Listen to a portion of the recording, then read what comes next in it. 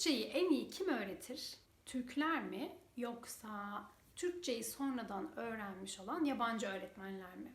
Yabancılar Türkçeyi yanlış bir şekilde mi öğretiyor? Bu videoda bu konulardan bahsedeceğiz. Yeniden merhaba. Umarım iyisinizdir. Ben Nur. Yabancılara Türkçe öğretiyorum. Bu videoyu da yabancılar için çekiyorum. Siz dinleme pratiği yapabilin ve yeni kelimeler öğrenin diye bu videoyu Türkçe çekiyorum. Yani bu videoda daha yavaş bir şekilde konuşacağım ve daha basit kelimeler kullanmaya çalışacağım. İyi bir şekilde odaklanırsanız söylediklerimin belki de çoğunu anlayabilirsiniz. Şu an beni kolay bir şekilde anlayabiliyorsanız Türkçe altyazıları açıp Türkçe altyazıyla izleyebilirsiniz.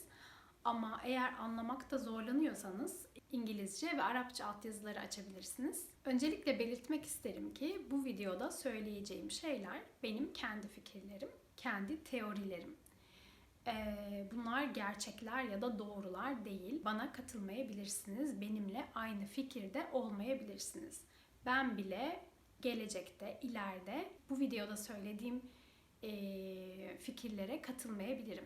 Fikirlerim değişebilir. Bunu da belirttikten sonra videoya başlayabiliriz. Dediğim gibi bu videoda Türk olan Türkçe öğretmenlerinden ve yabancı olan, mesela Alman olan, Rus olan ve sonradan Türkçe öğrenen ve Türkçe öğretmeye başlayan Türkçe öğretmenlerinden bahsedeceğiz. Çok uzun bir cümle oldu. Çoğu kişi Türkçe öğrenirken Türk öğretmenleri tercih ediyor. Türkçe, Türklerin ana dili olduğu için Türkçeyi çok iyi bir şekilde öğretebileceklerini düşünüyor. Yani en azından o Türk öğretmenlere güvenebiliyorlar. Yanlış bir şey öğretmeyeceklerinden emin olabiliyorlar. Ama yabancı olan Türkçe öğretmenlerine çok güvenemeyebiliyorlar. O kişinin dili iyi bir şekilde bilmediğini ve iyi bir şekilde öğretemeyeceğini, yanlış şeyler öğretebileceğini düşünüyorlar. O kişinin Türkçeyi yeteri kadar iyi bildiğinden şüphe edebiliyorlar.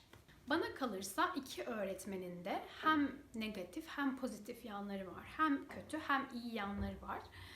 Mesela bir Türk'ten bahsedelim. Türkçe konuşan, Türkçe ana dili olan bir Türk'ten bahsedelim. Türkçeyi hiç öğrenmemiş. Türkçeyi zaten biliyor.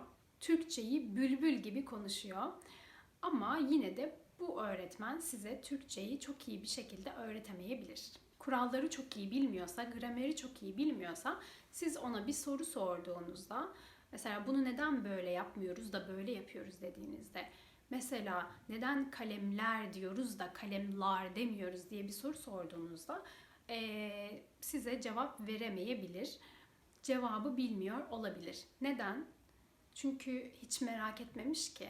Türkçeyi bilerek, farkında olarak öğrenmemiş ki. Demek istediğim şey şu. Bir Türk biri var diyelim ki. Bu kişi sadece Türk diye size Türkçeyi çok iyi bir şekilde öğretecek diye bir kural yok. Bundan bahsediyorum. Tabii ki bütün Türkçe öğretmenlerinden ya da bütün Türklerden bahsetmiyorum.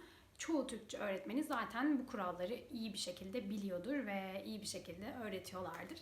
Benim için iyi bir dil öğretmeni kendisi de yabancı bir dili iyi bir şekilde öğrenmiş olan bir dil öğretmenidir. Bence iyi bir dil öğretmeni olabilmek için iyi bir dil öğrencisi olmak gerekir. Çünkü başka bir dili iyi bir şekilde öğrenmiş olan bir öğretmen size işinize yarayacak tavsiyeler verebilir. Dediğim gibi bence iyi bir öğretmen, iyi bir dil öğretmeni her zaman dil öğrenmeye devam etmelidir. Evet. Bunların yanı sıra Türk olan bir Türkçe öğretmeniniz olursa onun telaffuzunun doğruluğundan, kullandığı dilin doğruluğundan emin olabilirsiniz. Yani size yanlış bir şey öğretmeyeceğini bilirsiniz. Onunla konuşma pratiği yapabilirsiniz. Türkçe o öğretmenin ana dili olduğu için o öğretmene tam olarak güvenebilirsiniz. O öğretmenin o dili çok iyi bir şekilde bildiğini biliyorsunuz çünkü. Türkçeyi sonradan öğrenmiş olan Türkçe öğretmenlerine gelecek olursak, yabancı olan Türkçe öğretmenlerine gelecek olursak, bu öğretmenlerde eğer Türkçeyi gerçekten iyi bir şekilde öğrenmişlerse sizin gramer sorularınıza iyi cevaplar verebilirler. Çünkü sizin merak ettiğiniz bir şeyi onlar da zaten önceden merak etmiştir. Onlar da araştırmıştır. Sizin geçtiğiniz yollardan onlar da geçmiştir. Sizin çektiğiniz çileleri onlar da çekmiştir. Bu yüzden size iyi tavsiyeler verebilirler. sizin sorularınıza verdikleri cevaplar da sizi memnun edebilir.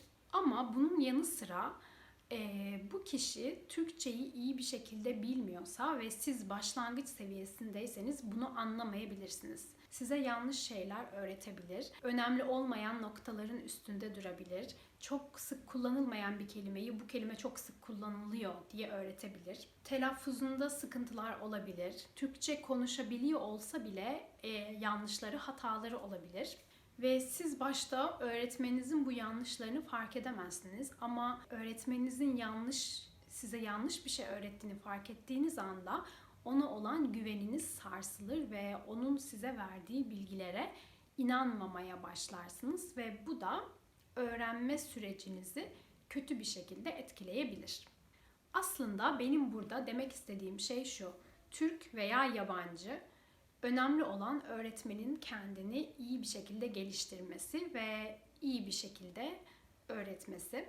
Yani demek istediğim şey şu: bir Türk sadece Türk olduğu için Türkçeyi çok iyi bir şekilde öğretebilecek diye bir kural yok. Ya da bir yabancı Türkçeyi sonradan öğrendi diye yanlış bir şekilde öğretecek diye bir kural yok. Bana sorarsanız ben dil öğrenirken iki öğretmene de ihtiyaç duyuyorum. Mesela diyelim ki, örnek veriyorum, İspanyolca öğreniyorum. Hem Türk olan ve İspanyolca bilen, İspanyolca öğrenmiş olan bir öğretmenim olsun isterim. Hem de İspanyol olan, İspanyolca ana dili olan, İspanyolca onun ana dili olan bir öğretmenim olsun isterim. İki öğretmen de olsun isterim. Mesela başlangıç seviyesindeyken Türk bir öğretmenimin olması benim için daha iyi olur. Kendi kişisel tercihim bu arada. Benim için daha iyi olur. Çünkü onu daha kolay anlayabilirim ya da sorularımı daha iyi sorabilirim. Ama biraz öğrendikten sonra İspanyol bir öğretmenimin olması benim için daha iyi olur. Mesela konuşma pratiği yapacaksam İspanyol olan öğretmenimle yaparım vesaire vesaire. Tabii imkanım varsa iki öğretmenden de aynı anda ders almak isterim. İkisinden de öğreneceğimiz şeyler var çünkü. Bu arada bu konu hakkında söylemek istediğim bir şey daha var. Fark ettiğiniz gibi Instagram'da, YouTube'da, internette Türkçe öğreten çok fazla yabancı var. Yani Türk olmayan pek çok kişi Türkçe öğretiyor. Türkçe benim ana dilim ve Türkçe bu kadar popüler olduğu için, bu kadar sevildiği için, insanlar Türkçeyi öğrenmek ve öğretmek istedikleri için mutluyum. Ama lütfen bir hesabı takip etmeden önce o hesabın verdiği bilgilerin, paylaştığı şeylerin doğru olduğundan emin olun. Geçen Türk olan Türkçe öğretmenleriyle de bu konu hakkında konuştuk ve o kadar çok yanlış bilgi görüyoruz ki internette, YouTube'da, Instagram'da, bloglarda. Bu yüzden de bu konu hakkında da konuşmak istedim. Tabii ki bütün yabancı hesaplardan bahsetmiyorum. Benim de takip ettiğim, Türkçeyi çok güzel bir şekilde öğreten, yabancılar tarafından yönetilen Türkçe öğretme hesapları var. Ama inanın bana, Instagram'ı bir açıyorum, karşıma onlarca hata çıkıyor. YouTube da aynı şekilde ve ufak tefek hatalardan da bahsetmiyorum. Ve bu hataları yapan, bu yanlış şeyleri paylaşan insanların binlerce, bazılarının 100.000'den daha fazla takipçileri var.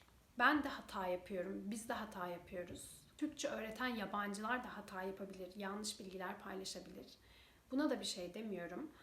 Ama Türkçesi B2 seviyesinde olmayan, C1 seviyesinde olmayan yabancılar, Türkçeyi orta seviyede bile bilmeyen yabancılar Türkçe öğretmek için Instagram hesabı açtıklarında bu hatalar çok fazla oluyor. Yani beni asıl rahatsız eden şey şu: iki kelime Türkçe öğrenen yabancıların Türkçe öğretmek için Instagram hesabı açması.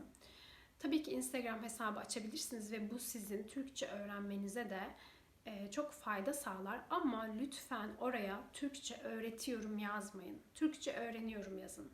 Türkçe öğretmeni yazmayın. Türkçe öğrencisi yazın.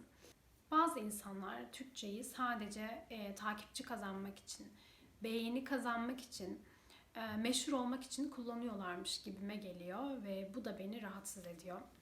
Bu durumun beni rahatsız etmesinin sebeplerinden biri de şu: bir paylaşım yaptığımda Türkçe, İngilizce ve Arapça dillerinde paylaşım yapıyorum. İnsanlar, Araplar, yabancılar benim Arap olduğumu düşünüyorlar ve benim Türkçeyi iyi bilmediğimi düşünüyorlar. Ve ben mesela bir şey paylaştığımda yanlış paylaşmışsın, yanlış yazmışsın, yanlış telaffuz ediyorsun diyorlar. Pardon. Yani bu hesaplar yüzünden bana da güvenmiyorlar. Ve ben sürekli kendimi korumak zorunda kalıyorum. Sürekli ben Türk'üm, bu doğru, işte hayır yanlış değil ben Türk'üm, işte şuralıyım, buralıyım demek zorunda kalıyorum. Hatta bazen profilime native Turkish falan bile yazıyorum yani ki bunu yapmak hiç hoşuma gitmiyor. Siz bu konuda ne düşünüyorsunuz? Bana katılıyor musunuz? Eklemek istediğiniz bir şey var mı? Lütfen yorumlar kısmına yazın. Ve eğer siz Türkçe öğreten bir yabancıysanız ve bu videoyu izlediyseniz lütfen bana darılmayın, küsmeyin. Söylediklerimi yanlış anlamayın. Bütün çabalarınızı desteklediğimi ve sizi takdir ettiğimi bilin. Evet, söyleyeceklerim bu kadardı. Hepinize Türkçe öğrenme serüveninizde başarılar diliyorum. Allah'a emanet olun.